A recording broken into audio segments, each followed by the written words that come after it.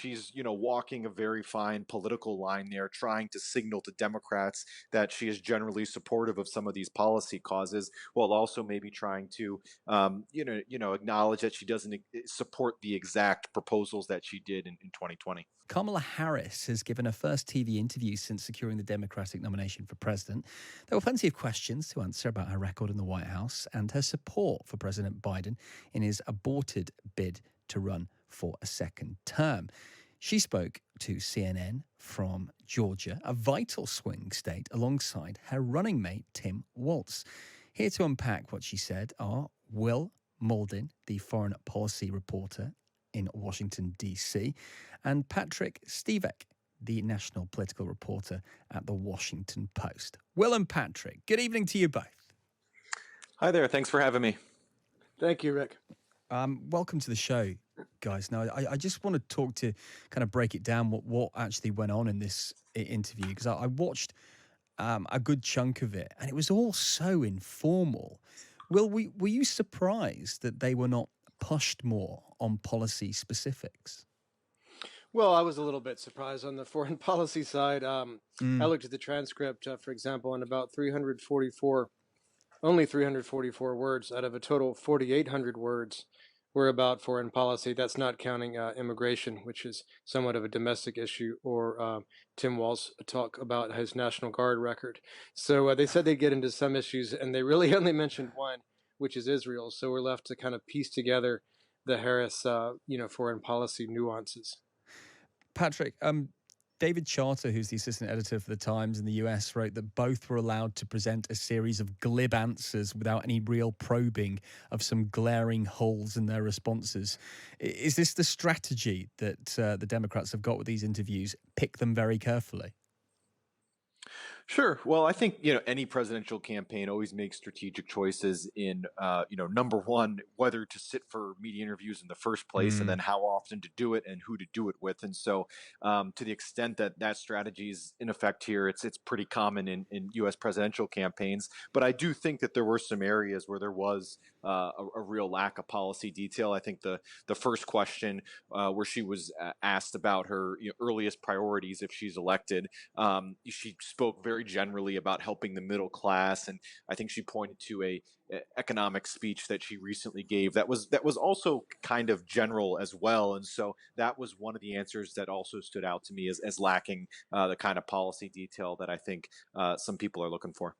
Will, Harris's new catch-all reply to inconsistencies, quote, "My values have not changed." This is about her stance over things like fracking as well as law and order. Is that right? Yes, yeah, I think. Go ahead. Yeah, I was going to agree with you. Yeah, I mean that seems to be the blanket phrase that she's using to apply to some of these more liberal positions that she took during her own presidential campaign in the 2020 Democratic primary. I think she's walking a very fine political line there, trying to signal to Democrats that she is generally supportive of some of these policy causes, while also maybe trying to acknowledge that she doesn't support the exact proposals that she did in 2020.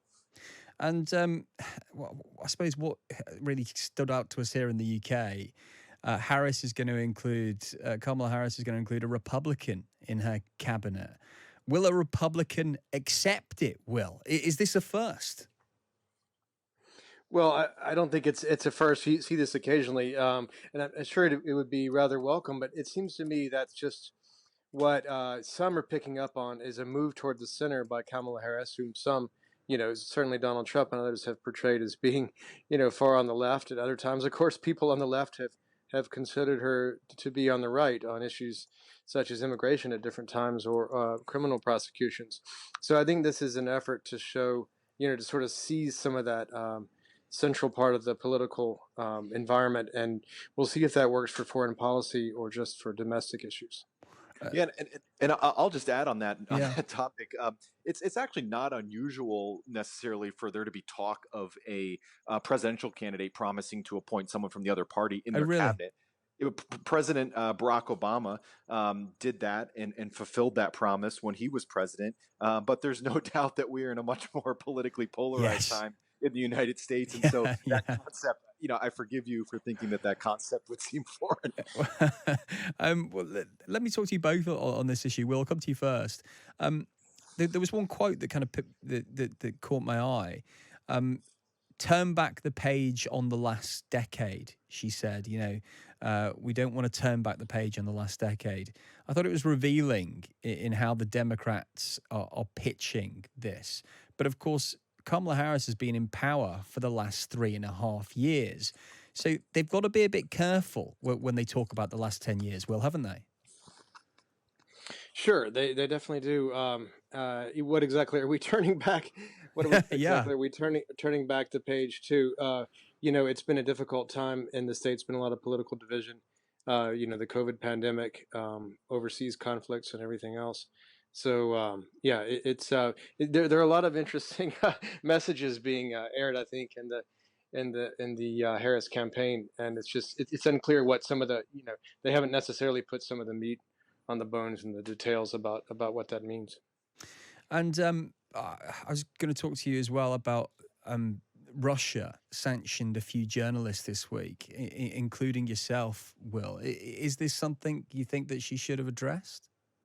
Oh, it's not for the Vice President Harris to address the sanctioning that included me or some of my former colleagues at the Wall Street Journal, but it is surprising that Russia and Ukraine didn't come up, even as a cameo appearance in the interview.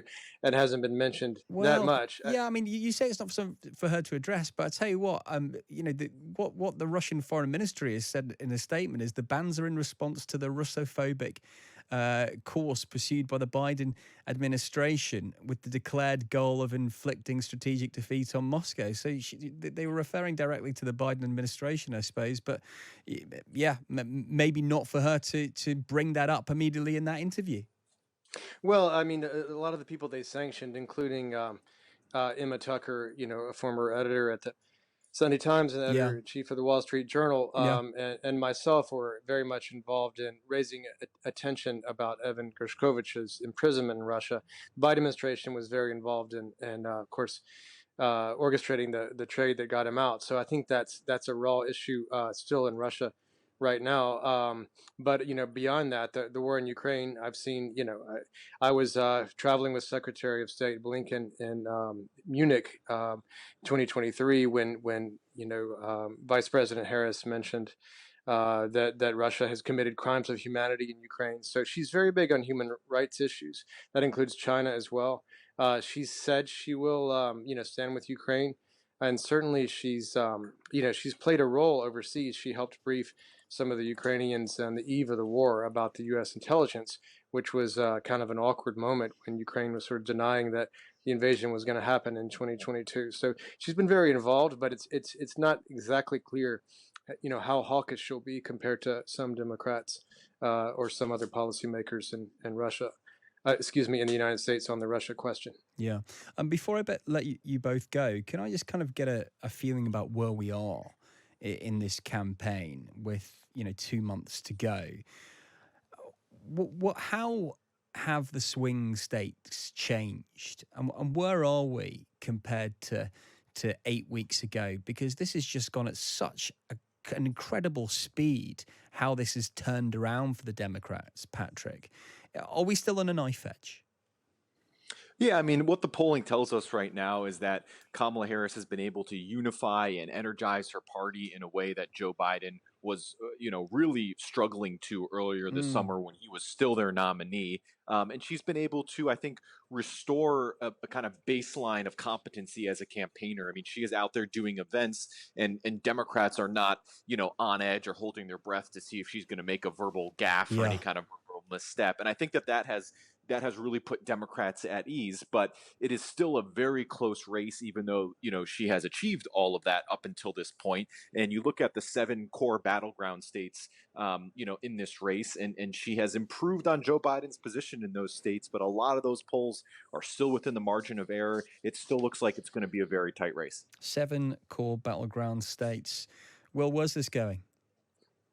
Well, I would just expect to hear a lot of very traditional election year policy messages. A lot of those states are in the industrial Midwest, of the Rust Belt, and so you would expect, sort of skepticism of free trade. You'd also expect, defending Israel, which is a thing that obviously politicians of all stripes do in a general election. Now that the primary segment has been bypassed, so I would expect a lot of traditional centrist messages to get out there and press for kind of a stable traditional policy that'll help win a lot of these swing voters in these battleground states. Will and Patrick, great to have your company tonight. Thanks for joining us on Times Radio. Thank you. Thank you so much. Will Mauldin, the foreign policy reporter in Washington, D.C., one of the journalists this week who was sanctioned by Russia, and also Patrick Svitek, national political reporter at the Washington Post. Really good to have both of those on tonight to break down that Kamala Harris interview.